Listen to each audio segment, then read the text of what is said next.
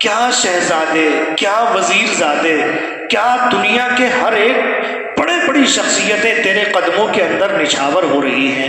کوئی دعا کی درخواست کر رہا ہے، کوئی آپ کے نہاد چوم رہا ہے، کوئی آپ سے آپ کو ہدیہ اور تحفہ دے کر کے جو ہے دعا کی درخواست کر رہا ہے۔ اور یہ میں جانتا ہوں کہ یہ میں نے صرف اور صرف ملکہ کی ملاقات کے لیے نہیں، جھوٹ موٹ کا اللہ کا نام لیا ہے۔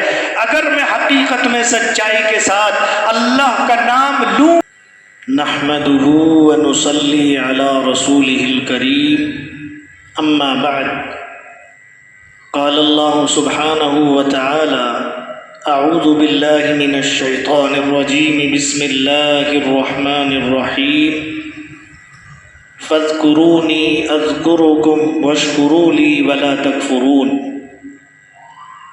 صدق اللہ العظیم۔ میرے محترم دوستو، بزرگوں، دنیا کے اندر اللہ سے بڑی ذات کوئی نہیں ہے، سب سے بڑا اللہ ہے۔ اور جو لوگ جیسا مقام اور مرتبہ چاہتے ہیں وہ اسی طرح ایسے ہی لوگوں سے ایسے ہی تعلقات قائم کرتے ہیں۔ جو لوگ دنیا میں اللہ سے تعلق قائم کر لیتے ہیں، اللہ تبارک و تعالی انہیں دنیا کے اندر وہ مقام اور مرتبہ عطا فرماتا ہے جو دنیا میں کسی اور کو نہیں ملا ہوتا۔ اور اللہ سے تعلق قائم کرنے کے لیے کسی پیسے کی ضرورت نہیں، کسی ڈگری کی ضرورت نہیں، کسی کو اونچے خاندان والا ہونے کی ضرورت نہیں۔ اللہ سے تعلق ایک ادنا سے ادنا انسان بھی کر سکتا ہے۔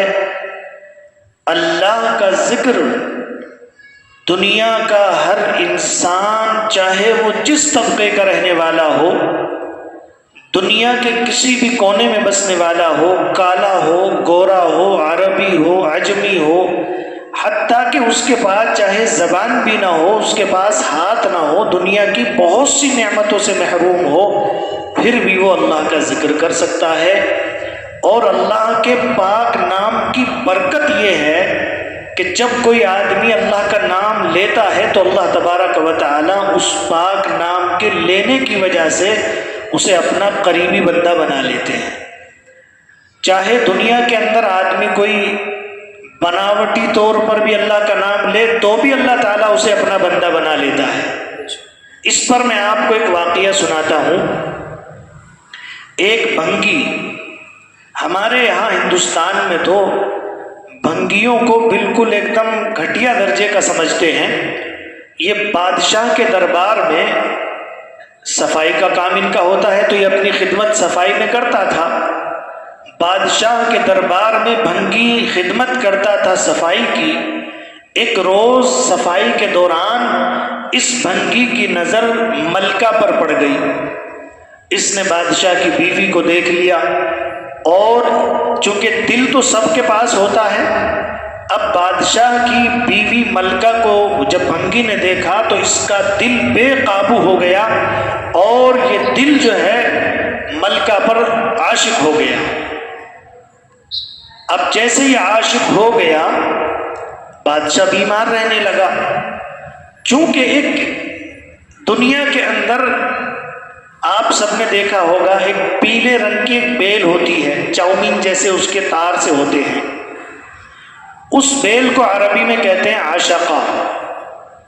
یعنی کہ وہ بیل ایک ایسی چیز ہے جس درخت پر اور جس پیڑ پر وہ بیل گر جائے تو وہ درخت بھی سوکھ جاتا ہے، اس لیے کہ عشق ہے ہی اس سے بنا ہوا۔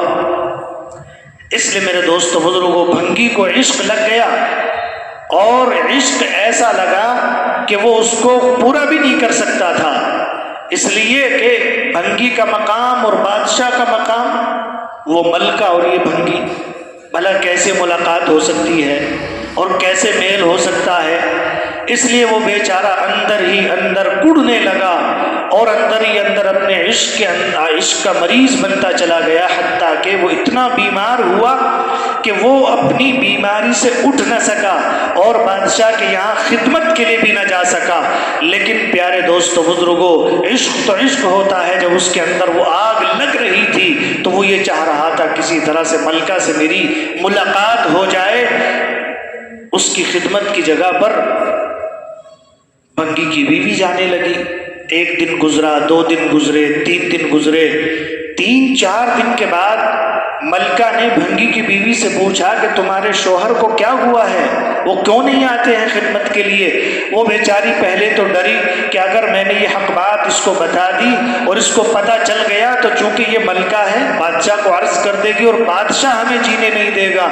لیکن جب ملکہ نے اس سے کہا نہیں نہیں، آپ بالکل بے فکر ہو کر بتائیے کیا بات ہے، تو اس نے وہ حقیقت حال ملکہ سے بتا دی۔ اب ملکہ نے سوچا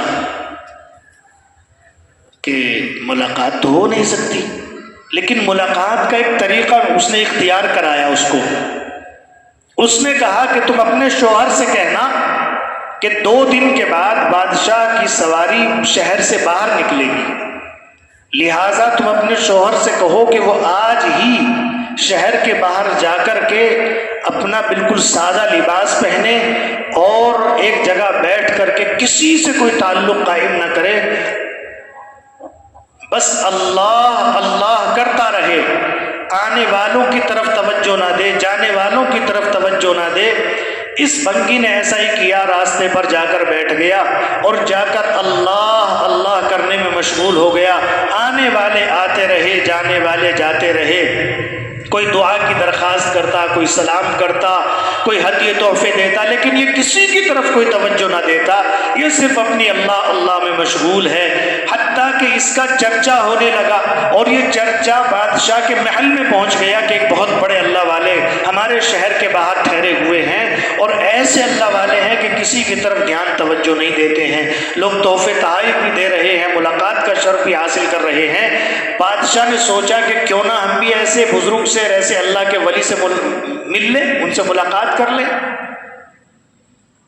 بادشاہ نے ملاقات کا ارادہ ظاہر کیا، بادشاہ نے ملاقات بھی کر لی، لیکن ملکہ نے بھی اپنی ملاقات کا ارادہ ظاہر کر دیا کہ بادشاہ سلامت، آپ کسی اللہ کے ولی سے مل سکتے ہیں تو میں کیوں نہیں مل سکتی، مجھے بھی ملاقات کرنی ہے۔ اللہ اکبر! اللہ تعالیٰ کا جو پاک نام ہے اس کی برکت ہی ایسی ہے۔ اب اس بھنگی نے سوچا کیا شہزادے، کیا وزیر زادے، کیا دنیا کے ہر ایک بڑی شخصیتیں تیرے قدموں کے اندر نچھاور ہو رہی ہیں، کوئی دعا کی درخواست کر رہا ہے، کوئی آپ کے نہاد چوم رہا ہے، کوئی آپ کو ہدیہ اور تحفہ دے کر کے جو ہے دعا کی درخواست کر رہا ہے، اور یہ میں جانتا ہوں کہ یہ میں نے صرف اور صرف ملکہ کی ملاقات کے لیے نہیں، جھوٹ موٹ کا اللہ کا نام لیا ہے۔ اگر میں حقیقت میں سچائی کے ساتھ اللہ کا نام لوں گا تو وہ اللہ پھر مجھے کس مقام اور مرتبے پر فائز کرے گا۔ یہ بات بھنگی کے دل میں آئی، ادھر سے ملکہ ملاقات کے لیے پہنچی اور اس نے جا کر کے سلام عرض کیا، تو اس بھنگی نے نہ تو سر اٹھایا اور نیچے ہی نیچے جواب دیا کہ مجھے آپ کی اب ضرورت نہیں ہے، میں آپ کی طرف اب دیکھنا پسند نہیں کرتا، مجھے تو اللہ کے نام لینے سے یہ مقام اور مرتبہ مل چکا ہے کہ جب دنیا کے اندر اللہ کے نام کو جھوٹی زبان سے لینے والے کا یہ مقام ہے تو اللہ کا نام سچی زبان سے لینے والے کا کیا مقام ہوگا۔ اس پاک نام کی برکت ہی یہ ہے میرے عزیزوں۔ ہم مسلمان ہیں، 60 سال سے زندگی گزار رہے ہیں، کسی کی 70 سالہ، کسی کی 80 سال زندگی ہو گئی، کوئی 50 سال سے نماز پڑھ رہا ہے، کوئی 100 سال تک بھی جو ہے تسبیحات کا ذکر کرتا چلا جاتا ہے، لیکن ایک مرتبہ بھی اگر اس نے حقیقت کے ساتھ اور سچائی کے ساتھ اللہ کا نام لیا ہوتا تو اس کے زبان پر اس نام کے آنے کی برکت سے وہ تراوٹ اس کے دل کے اندر اتر جاتی۔ آج ہم نے اللہ کو اللہ کی عظمتوں کے ساتھ نہیں پہچانا ہے، اس کی رحمتوں کے ساتھ نہیں جانا ہے۔ اللہ کتنا بڑا مقام اور مرتبہ رکھتا ہے یہ ہم جانتے نہیں ہیں، بس ہم تو الحمدللہ رب العالمین جیسے ہم نے پڑھا ویسے ہی پڑھتے چلے آ رہے ہیں، اس کے مقام اور مرتبوں کو نہیں جانتے کہ جیسے ہم اس دنیا کے ایک عالم میں رہتے ہیں ایسے کتنے لاکھوں عالم اللہ تعالیٰ نے پیدا فرمائے ہیں، اور ان تمام عالموں کا وہ رب ہے۔ ہمارے ضلع کا کوئی حاکم، اس کے مقام اور مرتبے کو جان کر ہم ڈر جاتے ہیں، پولیس والوں کے مقام اور مرتبے کو جان کر ہم ڈر جاتے ہیں۔ اگر اللہ کے مقام اور مرتبے کو جانتے تو نہ تنہائی میں گناہ کرتے، نہ مجمع میں گناہ کرتے، نہ گناہوں کا کوئی خیال پیدا ہوتا۔ اس لیے میرے عزیز دوستو بزرگو، اللہ تبارک و تعالی اپنے قرآن میں فرماتا ہے فاذکرونی اذکرکم واشکروا لی ولا تکفرون، تم مجھے یاد کرو تو میں تمہیں یاد کروں گا۔ ہم روزانہ اللہ کو یاد کرنے کا معمول بنائیں گے۔ یاد کرنے کے معمولات میں روزانہ کی تسبیحات ہیں، قرآن پاک کی تلاوت کا اہتمام ہے۔ اگر مسلمان روزانہ اللہ کا ذکر کرتا ہے تو حدیث پاک میں آتا ہے ذکر کرنے والا اس کا دل زندہ ہوتا ہے اور ذکر نہ کرنے والے کا دل مردہ ہوتا ہے۔ اس لیے میں انہی چند باتوں پر اپنی بات کو ختم کرتا ہوں اور آپ سے درخواست کرتا ہوں کہ آپ سب بھی، اور انشاءاللہ اللہ تعالیٰ مجھے بھی ان باتوں پر عمل کی توفیق عطا فرمائے۔ آمین۔ وآخر دعوانا ان الحمدللہ رب العالمین۔